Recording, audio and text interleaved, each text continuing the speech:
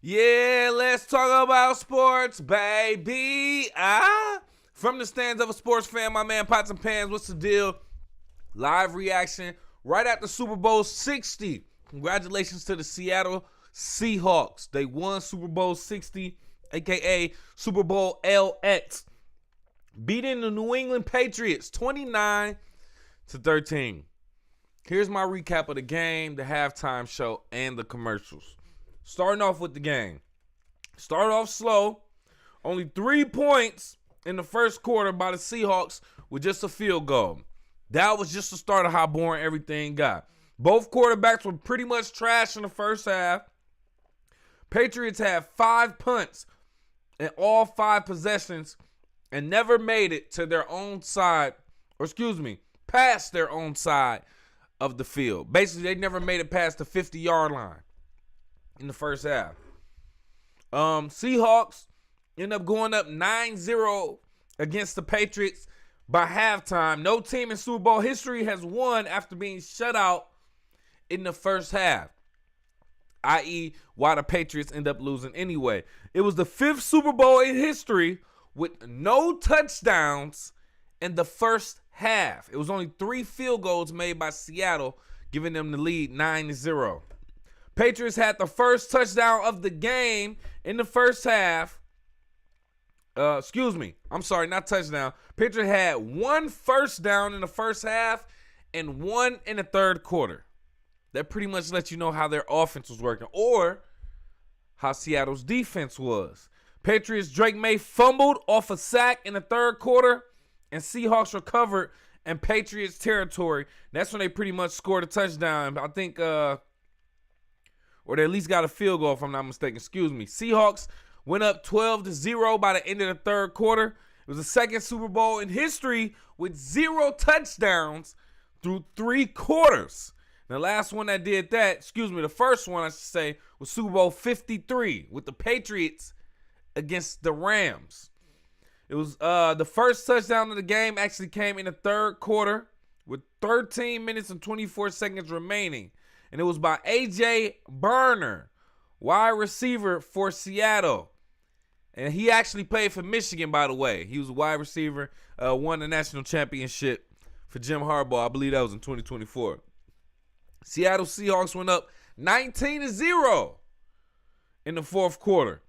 Actually, another thing that happened in the game is a fan actually ran out on the stand in the field from the stands. Now, they didn't show this on camera on national television, but this is something that the commentators were talking about. They stopped the game, and they just started putting the camera on the players. It's something they started doing as of recent years. I'd probably say last 10 years or so, something like that.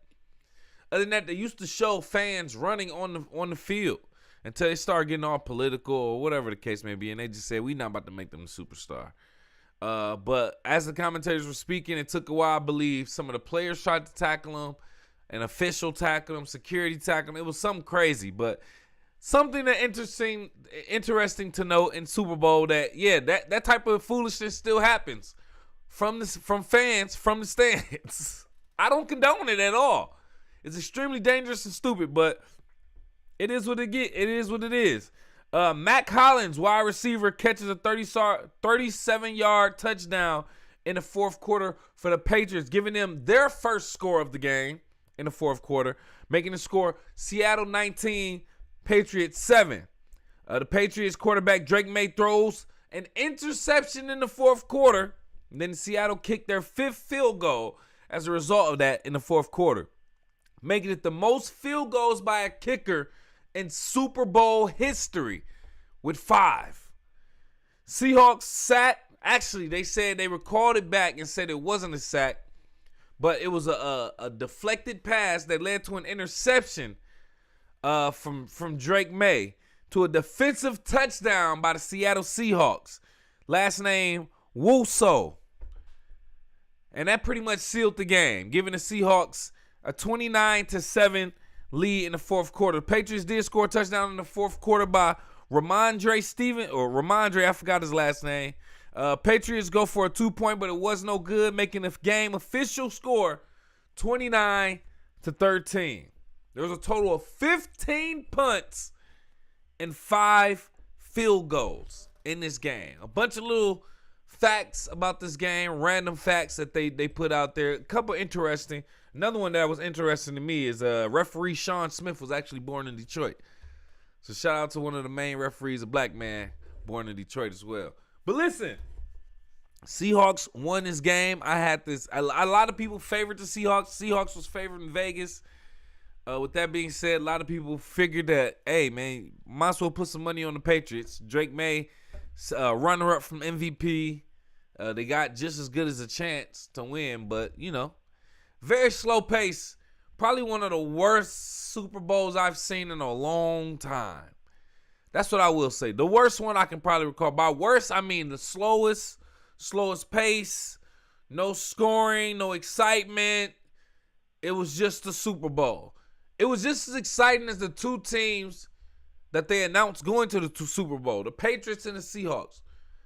With two quarterbacks and no real superstars other than Offensive Player of the Year, Jackson Smith and Jigma, and Kenneth Walker III, my personal favorite from Michigan State. Other than that, it was a very boring game. I mean, an extremely boring game. I'm mad it kept us all up this late. But, hey, we got to give respect to Sam Darnold, Kenneth Walker III.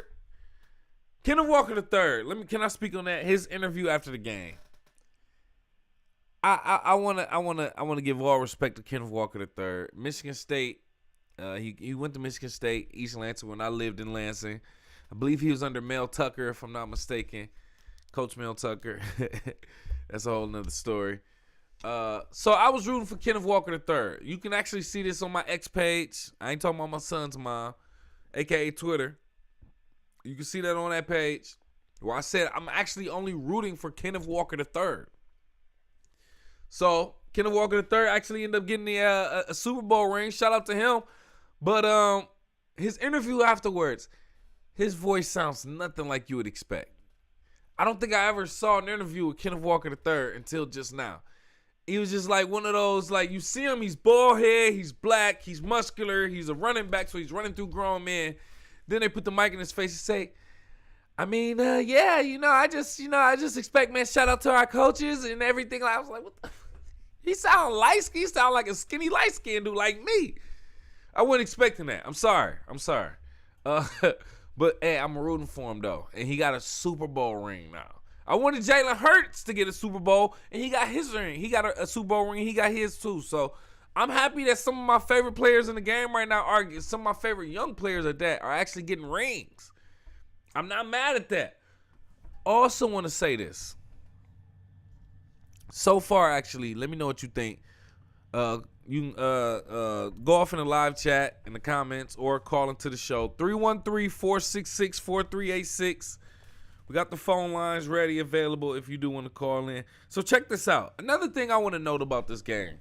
The Super Bowl, right? It was between the Seattle Seahawks and the New England Patriots. Drake Maye versus Sam Darnold. Sam Darnold, first quarterback to be on 5 different teams and then win a Super Bowl.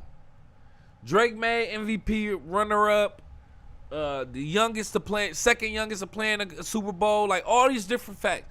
But it was still a very boring game, and even like when you knew these two teams were going to the Super Bowl, you was like, I don't really want to watch this. It ain't nobody want to watch. And for it to come out that way, it's kind of interesting. So I think that says a lot about the NFL, the playoffs, the postseason. About, I don't think the best teams actually make it to the Super Bowl. Do the best teams, the 2 best teams in the NFL, actually end up being the ones to make it to the Super Bowl every year? I think sometimes flukes happen, one-offs happen, and you can call it whatever, I guess. I mean, a win is a win. You got to say that. But also, it's like, this was one of the slowest, worst games I've seen in a long time. I mean, it picked up later. It was 29-13. So it was the Seahawks scored decently, but that was all later in the game. And I just feel like were they really the best team in the NFL, even though they won the Super Bowl? Or even Sam Darnold, his interview after the game was like, yeah, we didn't really do too good on offense. I mean, I know we won the Super Bowl and all, and I appreciate him for even saying that. Because you don't want to accept any, just like Shannon Sharp said. Shout out to Shannon Sharp, no endorsement. He says, you don't want to accept anything in a win that you wouldn't accept in a loss. And I know he got it from a coach or somebody. But that's what Sam Darnold showed me in his interview, saying, you know, he was basically criticizing the offense, but saying, yeah, I mean, that's like the perfect example. I know we won the Super Bowl, but our offense needed a lot of work. Like, I love that. So that makes me feel like, yeah, they weren't the best squad in the NFL, or maybe you can say they had an off game. But I don't know, does the NFL postseason really help the best team from the NFC and the AFC reach the Super Bowl? Is the one game elimination playoff bracket the right thing to do? Is this the most efficient? Does it really show who's the best? I don't know. That's just something I just wanted to keep in mind and ask. But let me know what you think. Go off in the live chat in the comments or call into the show. 313-466-4386. So let's start breaking down a couple other aspects of the Super Bowl. So excuse this heater on behind me. Oh man. When you look at the picture like this, it look kind of crazy. I'm not gonna lie. All right, so the halftime show featuring or starring Bad Bunny. Now, this is what I want to say. This is my raw pause reaction to it. I watched it as somebody who's never listened to Bad Bunny ever. Never listened to a Bad Bunny song. Couldn't name one. Didn't know anything about Bad Bunny other than he's widely known. I'll say that. Right? And then leading up to the Super Bowl, knowing that he was announced as the performer, I started to hear more. He doesn't speak English, or he doesn't perform. He has no songs in English. I'm like, as I started hearing, I said, what the heck is he doing performing there then? So then a lot of people had a lot to say, a lot judgmental, you know. Even Turning Point USA, Kid Rock, and other conservatives came together. I believe they allegedly had their own halftime performance to combat Bad Bunny performing. That was kind of weird to me, but we'll talk about that later. With all that being said, I was like, I don't know if I really want to watch this. And I'm just being honest. I don't know anything about Spanish. And then I'm thinking, like, there's no way they're going to let an artist who just only speaks Spanish perform at the halftime for the NFL Super Bowl in America. I'm like, nah, he's going to perform some songs in English. Nah, fam. It was all Spanish.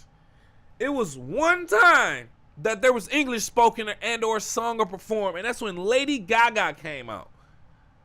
And she sung a little bit. I didn't even know that was Lady Gaga. I had to bring out Google Gemini on my Android. And I was like, what? It was all Spanish by Bad Bunny. This is like last year when Kendrick was expected to perform. Before he came there, it's like, is he really going to say this part of the song? And there ain't no way he's going to say it. He's going to get sued, or maybe he's going to do it. Maybe he's going to beep it out. Maybe he's going to, and then he just did everything happen just like it was supposed to. I imagine it was probably the same thing with Bad Bunny. You expect him to speak all Spanish? Guess what? He spoke all Spanish. All Spanish songs. Couple things I did know. Cardi B was featured as well as like a cameo, but she didn't perform. Y'all correct me if I'm wrong, but I believe I saw Cardi B in like the house scene performing by the door with everybody else.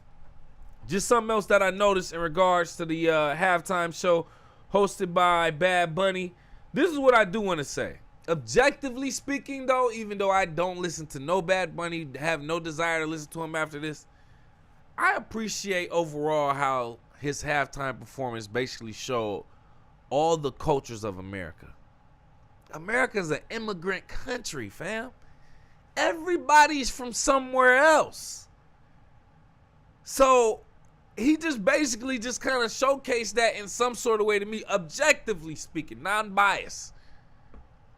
So I appreciated Bad Bunny's performance for that reason specifically. I was like, dang, for these same people, Turning Point America, and these conservatives who were anti-Bad Bunny in this performance just because he only spoke Spanish, y'all be the same ones that'll love to buy tequila and celebrate Cinco de Mayo and Taco Tuesdays and eat a burrito and all this other goofy stuff and have rewards at Taco Bell, but then you want to get mad when a Spanish-speaking artist performs at the halftime show. That's that weird stuff. As a true American, I actually appreciate the diversity in the country. So that's just what I want to say, man. I guess a good performance, but I really don't rock with Bad Bunny. I'm still going to keep it that way. I have no desire to follow Bad Bunny, nothing like that. I didn't know what this man was saying at all. It was all Spanish. I expected the NFL to at least show captions.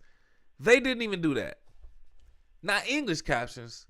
But anyway, did you enjoy Bad Bunny's halftime performance? Let me know what you think. Go off in the live chat in the comments or call into the show. 313-466-4386. Bad Bunny. His commercials. Wow. I mean, halftime performance. I'm talking about commercials. Because we about to talk about commercials as a matter of fact. So, speaking of commercials in the halftime show or just in between the Super Bowl has historically been another aspect of the game to watch, of the entire day to watch, to look forward to.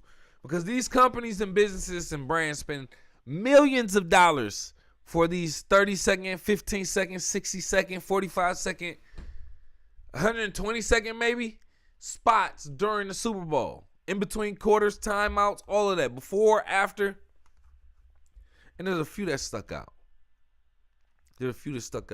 Starting with this first one. Claude AI. Claude AI is another AI platform, artificial intelligence platform, chatbot, large language learning model, LLM. I don't know what its other capabilities are because I'm really a ChatGPT or OpenAI user, but what they were advertising, as you can see behind us, ads are coming to AI, but not to Claude.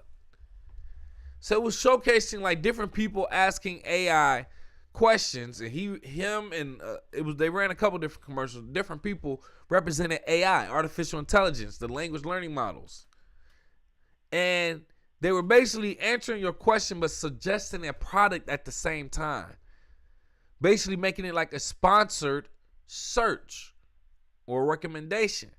And it felt like a Google search. And then what they were basically saying is ads are coming to AI, but not to Claude. So you can still search something via Claude, allegedly, or theoretically, I should say, and not be swayed by a sponsored advertisement or response. So that was interesting to me. I always wonder, how is OpenAI actually making money from ChatGPT without ads? I mean, yes, they do have subscription models, which I subscribe to as a plus model. But I'm like, is that really it? I can imagine the free version, as much as they're giving you in the free version, they're going to get something in return. Ads, I can understand that. So that was interesting to me.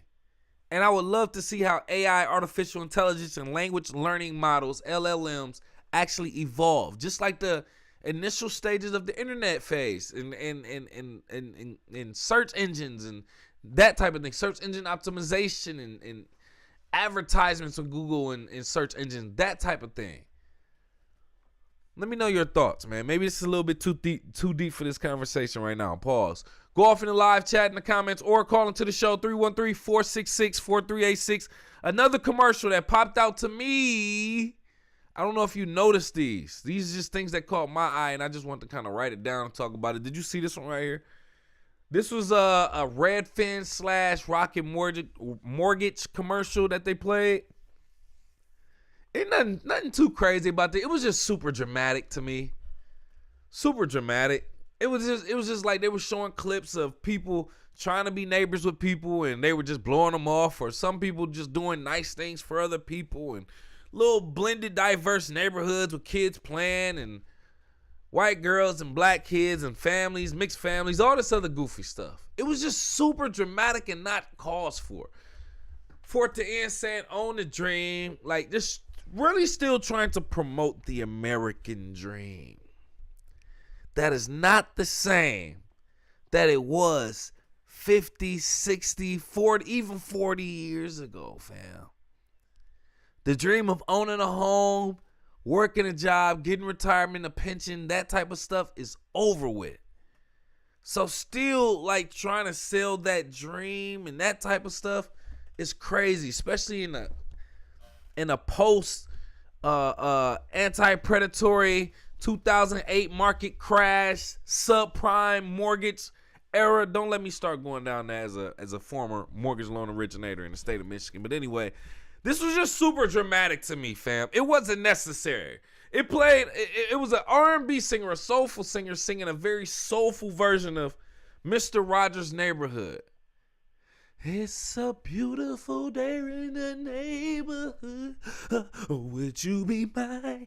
Could you be mine? Won't you be? I was like, get this stuff out of here. I don't want to hear this. Bro, they be spending millions of dollars for that bull crap. I be like, man, ain't nobody trying to hear this, fam. But anyway, just stood out to me. Let me know what you think. Go off in the live chat in the comments. Call into the show, 313-466-4386. Now, I thought about if I want to talk about this next one, but we are going to talk about it. All right, so this next commercial that stood out to me, this is the anti-hate, anti-bullying Super Bowl commercial with the blue square, right? It featured a black student that stood up for a student who was being picked on. The only thing I didn't like and don't like about these branded commercials with the blue square is where was this blue square sponsorship advertisement when black students were getting, young black people or young black youth were getting harassed, assaulted, mistreated, bullied, etc., etc. Now all of a sudden they're coming out for a certain group of people. It's kind of crazy to me. And then it's featuring a black student. And he talking about, I know what it feels like. I'll stand up and put a blue sticky note on his chest. I said, what the heck kind of stuff is this? Like, who y'all make this for? Like, listen. I'm anti-bullying and all that. Don't get me wrong. The overall concept of this commercial, I understand and I appreciate. Don't get me wrong.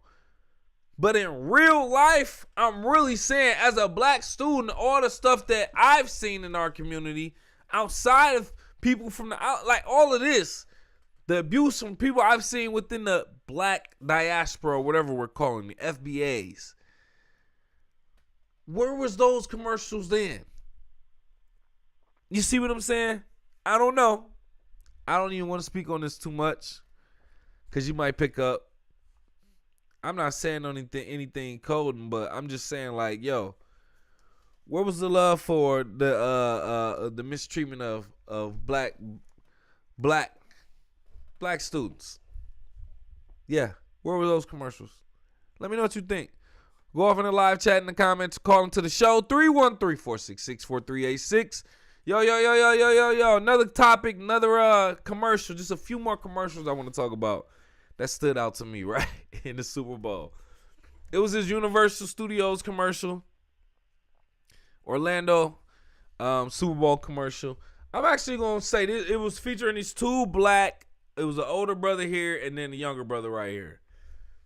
I'm actually going to, it was the older brother was, saying, he kept calling him little man. You ready, little man? Let's go, little man. You'll do better, little man. Little man was tired of it, and they went to the park, and obviously his older brother was scared of roller coasters. All right, cool. That could actually happen. It wasn't a stretch. But I want to say, this was probably one of the first commercials or major commercials from a major brand that I felt like was not pandering to black people. It featured and starred a black family, black siblings.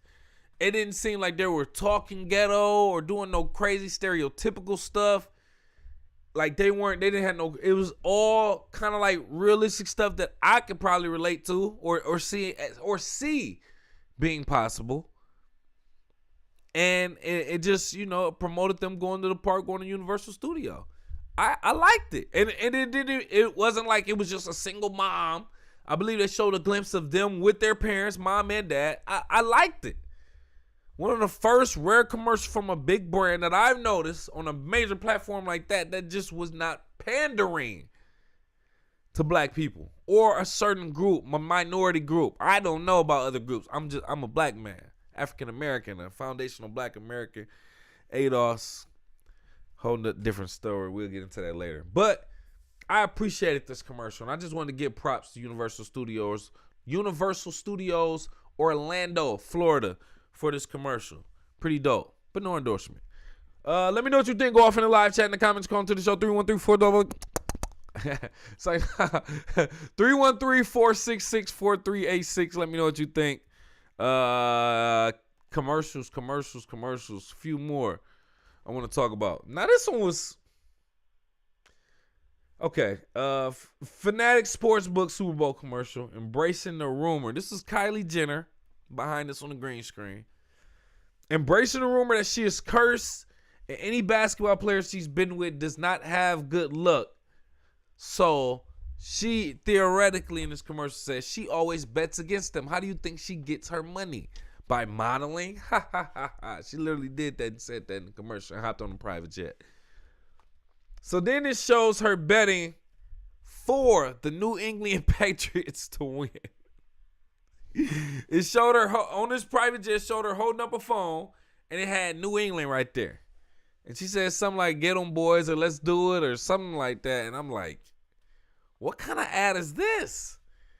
At the time, I'm looking at like, is this commercial genuinely saying she wants the New England Patriots to win, or saying she's a curse, she represents a curse, so anything she goes for, go against them? That's what I'm trying to figure out. That's what I was trying to figure out at the time, at least. I mean, obviously, Seattle won, so going against her is probably the best thing to do. But is that what that commercial was saying? That was kind of crazy to me. But yeah, it was just crazy because it was a betting company, a betting commercial during an actual live sports event with a high-profile celebrity showing who she's voting for. Or, I mean, not voting for, betting for. And also talking about how she's, I don't know, that was crazy to me. Did you not see that? If you saw it, let me know what you think. Go off in the live chat in the comments or call into the show. 313-466-4386. Just literally a few more commercials. There's a lot of commercials that happen, but I do want to talk about them because that is another feature of the Super Bowl that is very important. Now, Goodwill Dunkin'. They had this commercial as well, Goodwill Dunkin'. This was starring Ben Affleck, Carlton, who was Alfonso Ribeiro, if I'm not mistaken, Stefan Urkel, or Steve Urkel, a.k.a. Stefan, Jaleel White.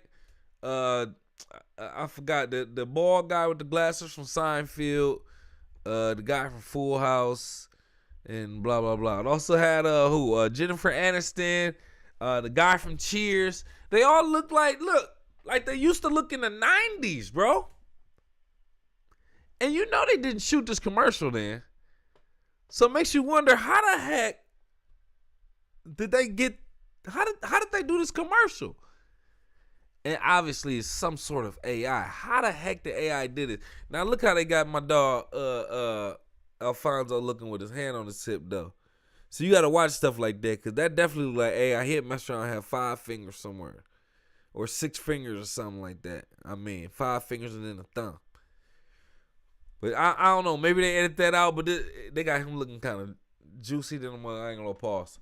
But this was just weird. This is another one that stood out to me, because I'm like, dang, boy, they got them looking like the 90s in this joint.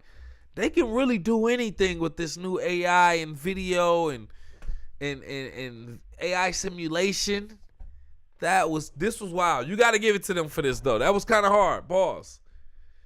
With that being said, they could probably extend seasons of, renew season, like all different type, like, oh man, it's the things that they can do with artificial intelligence nowadays. But this was pretty dope. Let me know what you think about that. The only thing I liked about it was the fact that they made everybody look young and blah, blah, blah. I don't know if they used the real actors and then use AI to change their face. But that'll be an interesting look into. But the actual concept and storyline, whatever this commercial was about, was stupid. I will say that. They didn't show a single donut that I know of, and if they did, it was briefly. There you go. Maybe it's in the background, but they're barely showing it. It's supposed to be a Dunkin' Donuts commercial. Y'all not even showing what you sell. You're just showing celebrities. That was stupid to me. Did you notice that?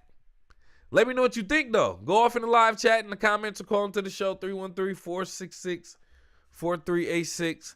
Last two commercials we're going to get into, and then we're going to get out of here for the night. Now, this was a Novartis.com commercial, Novartis commercial. Said, relax, it's a bloodtest.com. Now, if I'm not mistaken, it was talking about prostate cancer. And it featured all retired, or not all, but a lot of retired tight end NFL football players. And it showed them doing calm and relaxing things, painting on a float in the swimming pool, riding a unicorn. I can't remember. That one might not be true, but they were just all doing little simple stuff, and it symbolizes men who have tight ends or tight booty cheeks, or acting like a tight booty cheek, not wanting to get their prostate cancer or prostate checked, I should say. And they're saying the earlier the detection, the better. So a featured NFL coach saying that, yes, I actually did this, got myself checked, and I actually found out and beat cancer or something. It's like, oh, okay. Only thing, the message I love, how they got your attention in the imagery. This right here, I didn't love. I literally don't want to. I get it, but I don't want to see it, fam. Like Gronkowski's tight end, I don't want to see, fam. That was uncomfortable. Levi's had a commercial where they were showing everybody's butt too. I don't want to see that, fam. If you're gonna do all women, then yeah, but don't be throwing that pause in my face. Super pause. But let me know what you think. Go off in the live chat in the comments or call into the show, 313-466-4386. Last but not least, I don't even have this up there. It was another commercial. Pokemon 30 Super Bowl commercial. I believe they're celebrating 30 years. Pokemon celebrating 30 years. It features Trevor Noah, and some other people talking about their favorite Pokemon, who their favorite Pokemon is, and why. Now, I've been a fan of Pokemon since I was in I'll say between 3rd grade and 5th grade. So somewhere between 4th and 5th grade for sure. But, man, I remember the days of playing Pokemon, having the cards, going to events, taking it serious, saying how much it'd be worth money, and then people saying, no, you stupid. Now it really is, depending on the condition of your cards, it could be worth some bread. It was just interesting growing up during that time, man. So I've always been a Pokemon fan. I was a Pokemon back when it was just 150 of the mugs. Maybe 151 if you include Mewtwo. But other than that, it wasn't no more. Then all of a sudden, as soon as we kind of grew up out of it, they started adding hundreds of these mugs. Can't nobody remember. I damn near remembered all 150 at one point. But I can't do nothing with all those, bro. It's too many of them. But if I had to choose a Pokemon, that was my favorite.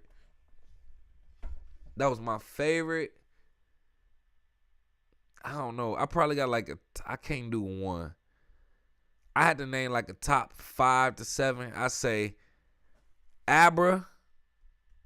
The evolutions of Abra. Abracadabra, Alakazam. That whole thing. I like them. I like Pikachu and the whole evolution. No, just Pikachu. I didn't like the Raichu and all them other ones. Just Pikachu. Man, I'm trying to think. Those might have been the only ones I really played. I only played with Pikachu on Super Smash Brothers. And I'm trying to think, man. But, yeah, the Pikachu, the Pokemon commercial was another one of my favorites. I like that one as well. Overall, if I had to pick a favorite Pokemon, I probably would just say Pikachu. If I'm gonna keep it a buck, I'm gonna say Pikachu. But shout out to Pokemon for celebrating 30 years as well and having that commercial. I ain't played Pokemon in a while or had the cards.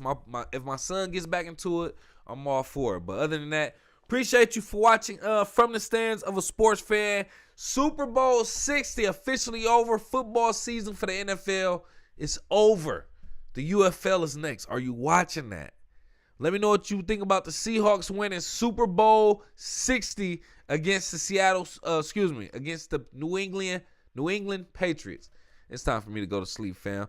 Hey, appreciate you for kicking it with KC. MC, make sure you hit that like button, subscribe, share button. And thank you for kicking it and showing some love, man. We're going to do another live show a little bit later, man. Appreciate you.